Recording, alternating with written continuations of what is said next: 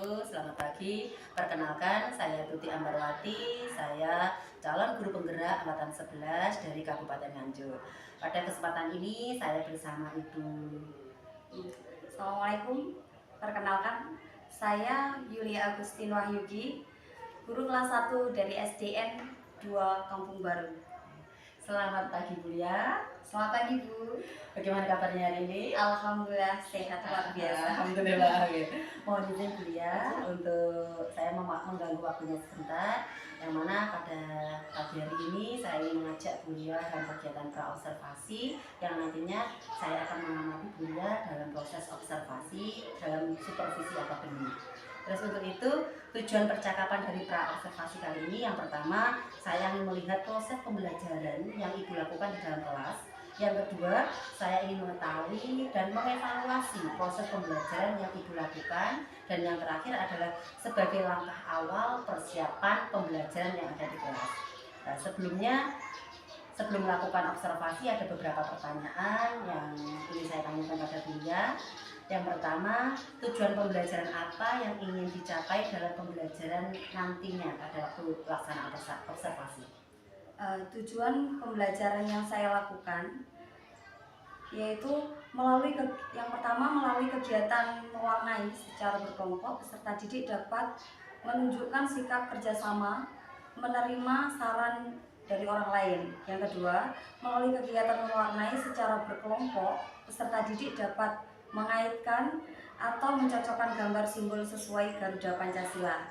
Yang ketiga, melalui kegiatan mewarnai secara berkelompok, peserta didik dapat menyusun karya gambar berwarna yang sesuai dengan simbol Garuda Pancasila. Berarti materi yang dititik beratkan di sini adalah simbol Pancasila ya. Untuk yang selanjutnya, bagaimana area pengembangan dan kompetensi pada proses belajar mengajar nanti pada waktu observasi?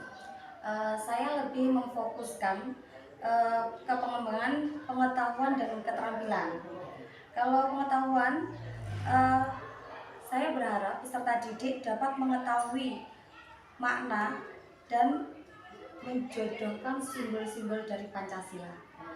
Kalau untuk keterampilan, siswa dapat menjodohkan simbol-simbol Pancasila dan peserta didik dapat mempraktekkan dalam kehidupan sehari-hari, baik di sekolah maupun di rumah. Jadi ada dua kompetensi ya di sini, pengetahuan dan keterampilan. Kemudian untuk selanjutnya, rancangan pembelajaran apa yang ingin Buya lakukan nanti waktu observasi, yaitu bisa berupa strategi pembelajaran, metode pembelajaran, model pembelajaran yang ingin Buya terapkan pada prosesnya nanti. Untuk pembelajaran saya memilih berdiferensiasi, model pembelajaran tatap muka dan cooperative learning dan PBL. Metodenya ceramah dan tanya jawab. Jadi pembelajaran yang berdiferensiasi ya Bu. Jadi di dalamnya nanti ada diferensiasi konten, proses dan produk ya Bu ya. Terus untuk yang selanjutnya, untuk menunjang proses pembelajaran tentunya pasti ada media Bu. Dalam observasi nanti pelaksanaan proses pembelajaran mengajar, media apa yang Buya gunakan dalam menunjang proses belajar mengajar? Untuk kelas rendah, untuk lebih menarik, saya menggunakan LCD proyektor dengan menunjukkan gambar-gambar yang menarik dan siswa akan jauh lebih paham. Berarti menggunakan secara visual yang bisa dilihat jadi ya, visual secara dilihat dan juga anak-anak bisa pembelajaran nanti bisa menarik, inovatif dan anak ikut serta dalam pembelajaran tersebut. Kemudian yang terakhir Bu, kira-kira waktu pelaksanaan pembelajaran yang ingin Buya laksanakan nanti kapan itu? Insya Allah Selasa 5 November 2024 nanti di jam pertama. Oh ya. Nanti jam 7 hingga jam 8:10. Terima kasih Buya, sampai ketemu nanti di pelaksanaan observasi dan pasca observasi. Semoga pelaksanaan observasi nanti berjalan lancar, sukses, dan kita bisa memberikan umpan balik pada Buya juga. Terima kasih, maaf mengganggu waktunya. Assalamualaikum warahmatullahi wabarakatuh. Waalaikumsalam warahmatullahi wabarakatuh.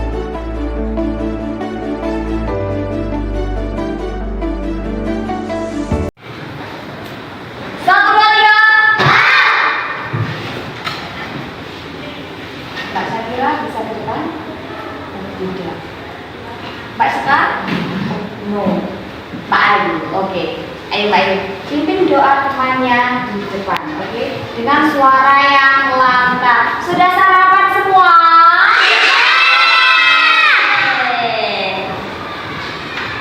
Mari teman-teman kita berdoa bersama-sama. Mari teman-teman kita berdoa bersama. Siap gerak. 1, 2, 3. Satu jari kananku, satu jari kiriku, ku berjanji dua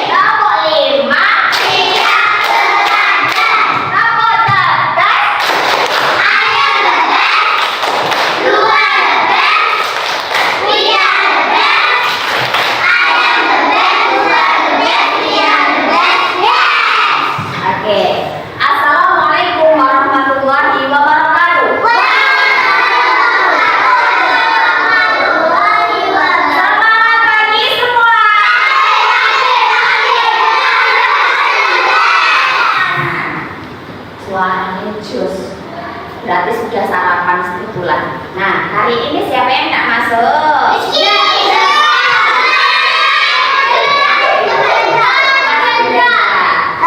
Mari kita doakan teman-teman kita. Seandainya teman kita sakit, ya Allah semoga segera diberikan kesembuhan. Terus misalnya adiknya ngomong, ya Allah semoga kembali bisa belajar sama kita, bisa lebih semangat lagi. Nah, pasti kalian menjawab, pembelajarannya kok seperti ini. Nah, coba kalian baca, media mengajar pendidikan Pancasila. Waktu PKN yang lalu kalian sudah mempelajari tentang aku dan temanku. Kalian juga apa? Belajar tentang identitas dari diri sendiri dan teman-teman kalian. Saat ini kita akan belajar tentang cinta Pancasila. Nah, lambang negara kalian apa? Oke, biasanya disebut apa? Garuda. Oke. Nah, di sini nanti Buya akan menjelaskan beberapa penjelasan tentang Garuda Pancasila atau cinta Pancasila.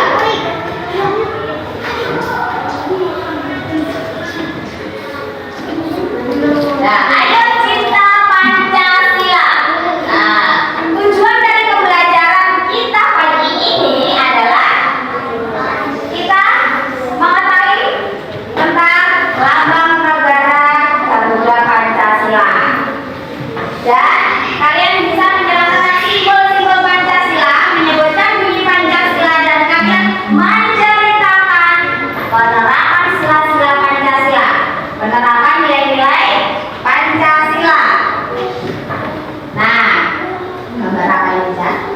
Garuda Pancasila. Nah, di lahirnya itu berjumlah 45 helai, melambangkan apa? Tahun kemerdekaan. Terus sayapnya berjumlah 17 helai, menunjukkan hari kemerdekaan kita. Terus di apa tadi? Buntote. Buntote itu 8 helai bulan Agustus. Nah, yang di ekor paling atas itu 19 helai. Itu juga melambangkan tahun 1945. Garuda Pancasila berwarna kuning keemasan. Jumlah burungnya pada burung Garuda melambangkan hari kemerdekaan Indonesia. Tanggal berapa Indonesia merdeka? 17 Agustus 1945.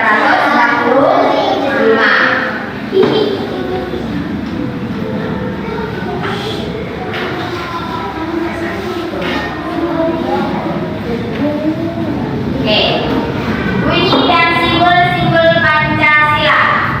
Pancasila terdiri dari 5 sila. Setiap silanya memiliki simbol.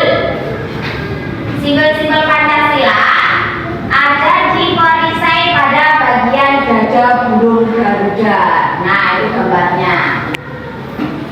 Berikutnya, sila pertama, simbolnya bintang berwarna emas.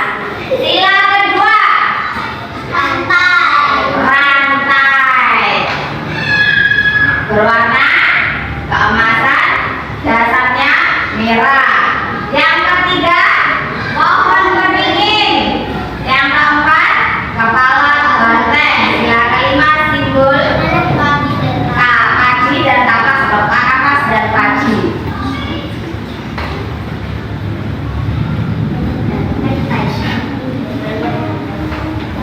Nah, simbol sila pertama.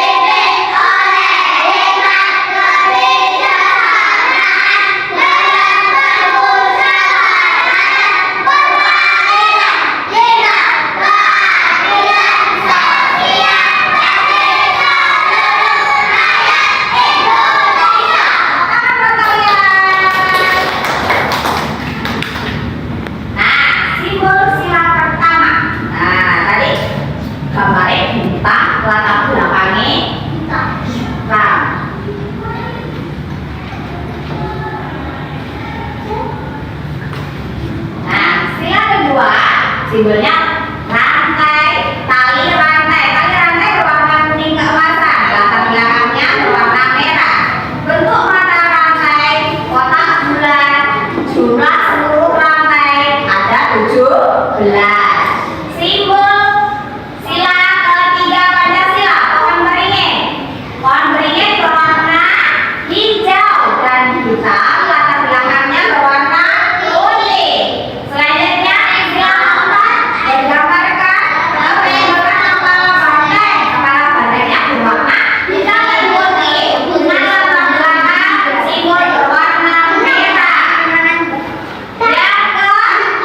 Yang ke-5, tangan kapas dan panci berwarna kuning dan ada hijaunya. Kapasnya berwarna putih dan hijau, latar belakangnya putih. Nah, penerapan sila-sila Pancasila. Pancasila mengandung nilai-nilai. Nilai-nilai itu sebaiknya kita terapkan dalam kehidupan kita sehari-hari. Nah, penerapan sila pertama Pancasila. Sila pertama berbunyi ketuhanan yang Maha Esa. Bangsa Indonesia percaya pada contoh penerapan sila pertama. Berbunyi kemanusiaan yang adil dan beradab. Bangsa Indonesia saling menyayangi, makanya disimbolkan dengan apa ya? Rantai. Berarti bersatu, gotong royong, saling menyayangi. Contoh penerapan sila kedua, misalnya sampean mau belanja ke Alfamart. Nah, mau ke kasir harus apa ya? Ngantri dengan tertib, melakukan kegiatan kemanusiaan, misalnya apa ya? Amal dan lain sebagainya ya. Sila ketiga Pancasila. Sila ketiga Pancasila berbunyi persatuan Indonesia. Rakyat Indonesia bersatu untuk mencapai tujuan bersama. Contohnya bangga memakai produk-produk yang berasal dari negara kita. Dan misalnya kita berteman, tidak boleh membeda-bedakan. Sila keempat Pancasila berbunyi kerakyatan yang dipimpin oleh hikmat kebijaksanaan dalam permusyawaratan perwakilan. Contoh penerapannya terbiasa musyawarah. Nah, kayak sampean setiap misalnya ada pelajaran, nah kalian berkelompok. Nah, dalam memecahkan misalnya soal mengerjakan, ini jawabannya yang betul apa ya? Musyawarah dengan kelompoknya. Terus pemilihan ketua kelas, kita juga bisa melakukan apa ya? Musyawarah. Sila kelima berbunyi keadilan sosial bagi seluruh rakyat Indonesia. Penerapan sila kelima adalah membiasakan hidup hemat. Nah, hemat itu buahnya ada. Apa? Misalnya sampai disangoni 5.000. Nah, untuk berhemat berarti apa ya? Menabung, menyisihkan sebagian dari uang kita untuk ditabung, berarti hemat. Nah, bersikap adil. Misalnya sampai bawa jajan, misalnya jajan segini, berarti dibagi sama temannya, berarti harus dengan apa ya? Sama.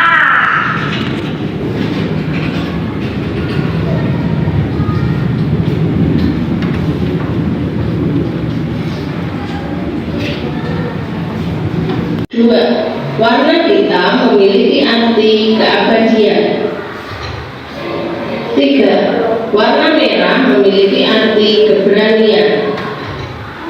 4. Warna kuning memiliki arti kebesaran, kemegahan, dan keluhuran.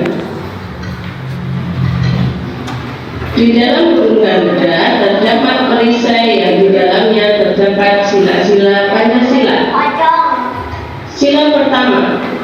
kanan Yang Maha Esa. Dilambangkan dengan cahaya di bagian tengah perisai berbentuk bintang yang bersudut 5 berlatar hitam. Sila kedua, kemanusiaan yang adil dan beradab. Dilambangkan dengan tali rantai bermata bulatan dan persegi di bagian kanan bawah perisai berlatar merah. Sila ketiga, Persatuan Indonesia. Dilambangkan dengan pohon beringin di bagian kanan atas perisai berlatar putih. Sila keempat, kerakyatan yang dipimpin oleh hikmat kebijaksanaan dalam permusyawaratan perwakilan. Dilambangkan dengan kepala banteng di bagian kiri.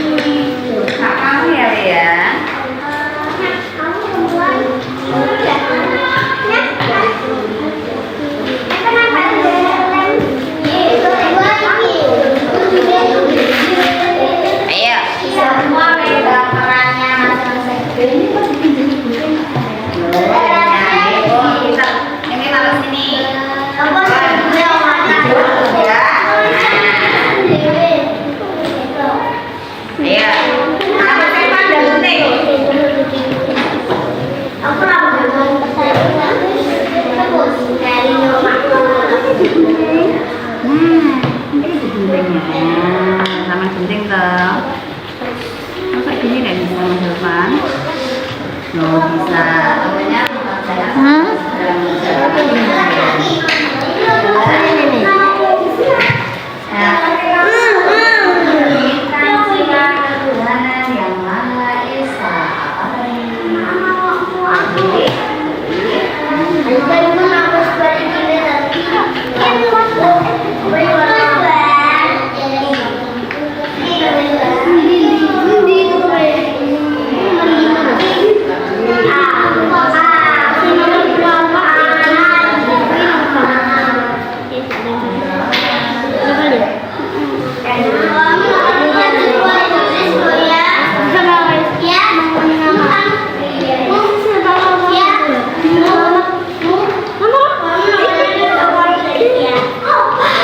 Ya, betul.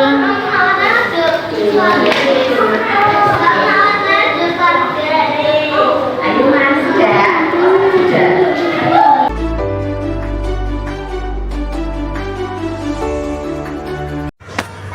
Assalamualaikum warahmatullahi wabarakatuh. Saya Tuti Ambarwati dari SDN 2 Kampung Baru, CGP angkatan 11. Di sini saya bersama pengajar praktek saya yaitu Ibu Kristiana dan juga Ibu Yulia, yang mana Bu Yulia ini adalah rekam sejawat yang saya observasi. Assalamualaikum Bu Yulia. Assalamualaikum warahmatullahi wabarakatuh. Saya Yulia Agustina Yuki. Saya guru kelas 1 di SD Negeri 2 Kampung Baru. Bagaimana kabarnya Bu Yulia? Alhamdulillah. Oke, Bu Yulia, ini adalah kegiatan pasca observasi saya, yang mana nanti tujuan dari kegiatan ini yaitu saya ingin mengajak Bu Yulia berbincang terkait kegiatan pembelajaran yang telah Ibu laksanakan. Sebelum saya sampaikan beberapa catatan yang sudah saya catat, ada beberapa hal yang ingin saya tanyakan Bu Yulia. Yang pertama, bagaimana perasaan Bu Yulia setelah melakukan kegiatan pembelajaran kemarin? Alhamdulillah puas, walaupun ada yang belum sempurna. Lalu terus bagaimana perasaan Bu Yulia ketika melaksanakan kegiatan pembelajaran yang mana kegiatan pembelajaran itu dihadiri oleh supervisor? Sedikit tegang karena agak nervous juga. Mungkin yang biasanya nggak didampingi karena ada yang mengamati agak canggung dikit, tapi hanya di awal saja. Yang selanjutnya alhamdulillah lancar. Ya, alhamdulillah ya. Bisa Ibu ceritakan kembali proses pembelajaran yang Ibu laksanakan di dalam kelas? Ya, alhamdulillah sesuai dengan perencanaan yang saya buat.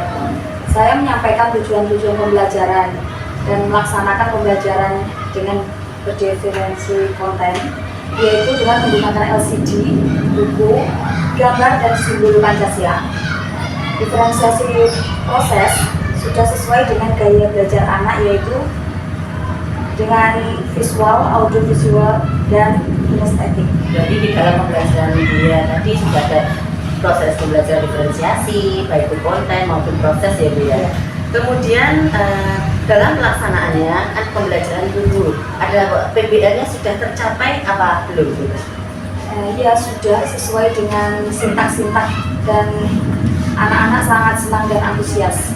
Ya, dari catatan saya juga sudah tertulis Bu, rangkaian langkah-langkah pembelajaran yang Ibu laksanakan sudah sesuai, baik itu diferensiasinya, konten, prosesnya, juga sintak-sintak sudah terlampaui. Kemudian dari pembelajaran yang Ibu lakukan kemarin, hambatan apa saja yang terjadi dalam proses pembelajaran? Pada awalnya saat pemasangan LCD Bu, mungkin waktunya agak terlalu lama sehingga saat pembelajaran itu agak terburu-buru. Selain waktu pemasangan LCD, mungkin ada hambatan lain yang keaktifan anak yang kurang sehingga pencapaian masing-masing anak tidak sama. Berarti karena aktifnya anak, karakter anak yang tidak sama dalam penyampaian materi dan juga aktif dalam pembelajaran, berarti capaiannya belum maksimal ya. Iya.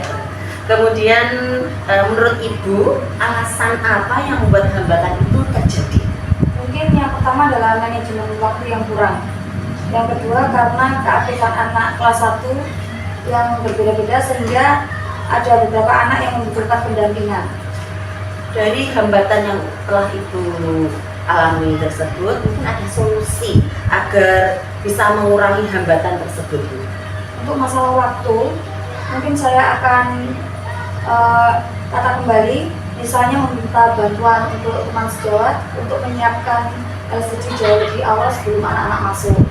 Nah, kalau untuk keaktifan anak, nanti saya akan merancang pembelajaran yang lebih menarik lagi, sehingga yang menyenangkan, mungkin anak lebih antusias dan dalam melaksanakan pembelajaran. Berarti solusinya tadi, sebelum pembelajaran dimulai, Bu Lia minta bantuan teman sejawat untuk mempersiapkan, prepare dulu ya, Bu ya. Jadi pas waktu jam masuk langsung mulai pembelajaran ya. Dan juga keaktifan anak dengan cara pembelajaran yang menyenangkan seperti itu ya. Kemudian kapan Ibu mulai memperbaiki hambatan yang terjadi? Mungkin pada pertemuan berikutnya saya akan memberikan pembelajaran yang lebih kreatif, inovatif, dan menyenangkan, sehingga anak lebih antusias dan senang, sehingga pencapaian tujuan-tujuan pembelajaran yang saya buat akan yang berpihak pada anak akan tercapai. Sangat luar biasa, Bu ya. Di catatan saya juga sudah nampak, Bu, apa yang dengan gaungkan di awal praobservasi juga sudah nampak pada kegiatan observasi, yang mana penyampaian tujuan pembelajaran, strategi yang dilaksanakan, pembelajaran diferensiasinya, baik itu konten, proses, juga PBL-nya, yang mana basis learning-nya juga nampak, dan juga hambatan yang penjenengan alami juga sudah ada solusi. Semoga nanti kedepannya bisa memperbaiki pembelajaran tadi ya, Bu ya. Yang terakhir saya ucapkan terima kasih, Bu ya, karena Ibu sudah bersedia dalam saya observasi. Semoga kegiatan ini bisa menjadikan Bu ya mengevaluasi, memperbaiki pembelajaran yang akan datang. Mungkin Bu ya ada yang disampaikan? Oh iya, dengan adanya supervisi tersebut sebagai evaluasi bagi saya, sehingga saya bisa memperbaiki pembelajaran di kelas, sehingga tujuan pembelajaran saya yang berpusat pada anak kedepannya akan tercapai. Terima kasih, Bu Lia.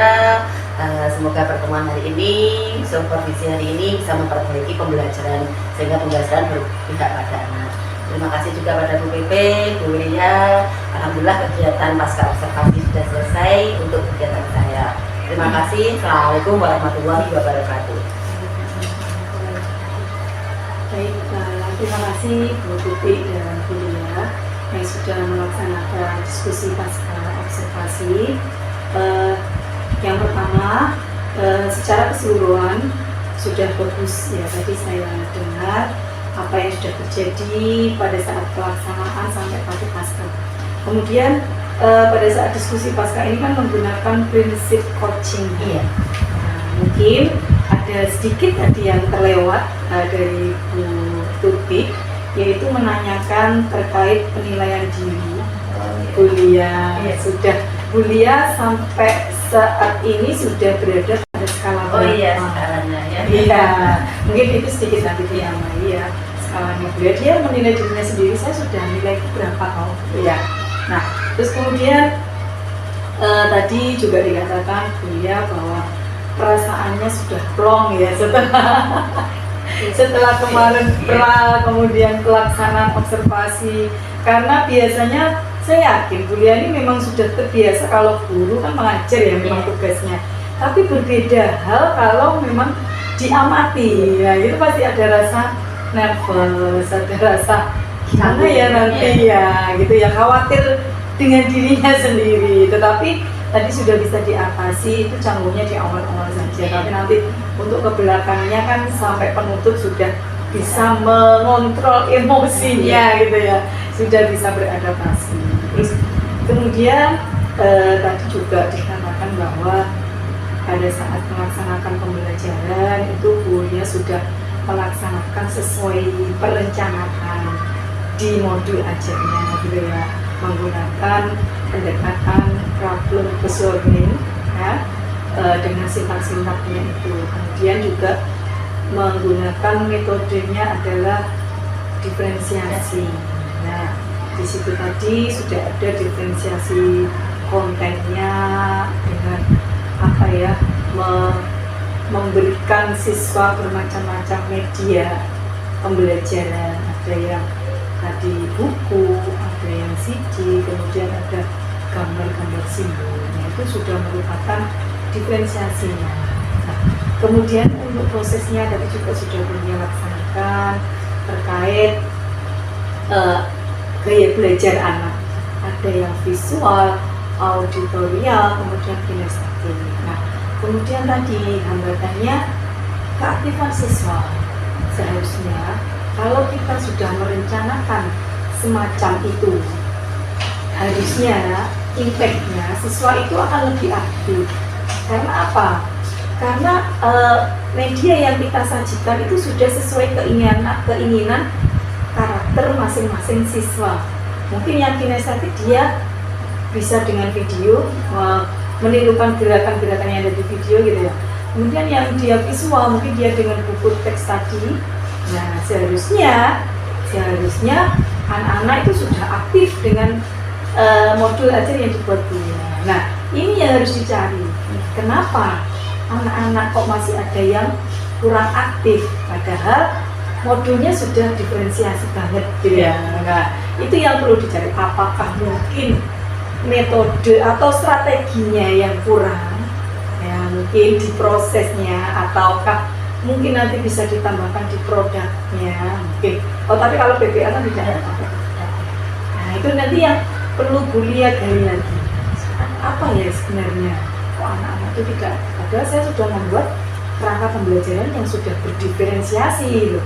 Tapi kok anak-anak kurang, mungkin apa kurang strategi saya waktu menyampaikan? Apakah kurang ada permainan di dalamnya? Karena anak kelas 1 sudah bermain ya, bermain. Jadi dia tidak terasa belajar dengan bermain gitu ya. Mungkin apakah itu nanti digali lah nanti apa yang sudah menjadi hambatan itu nanti Bulia jadikan rencana pengembangan. Nah, buat rencana pengembangan, terus nanti ditindaklanjuti, nanti akan didampingi juga sama itu ya Bulia ya. Tapi secara keseluruhan sudah bagus, yang juga sudah bagus gitu ya. Itu mungkin itu saja mungkin yang dapat saya sampaikan di kali ini.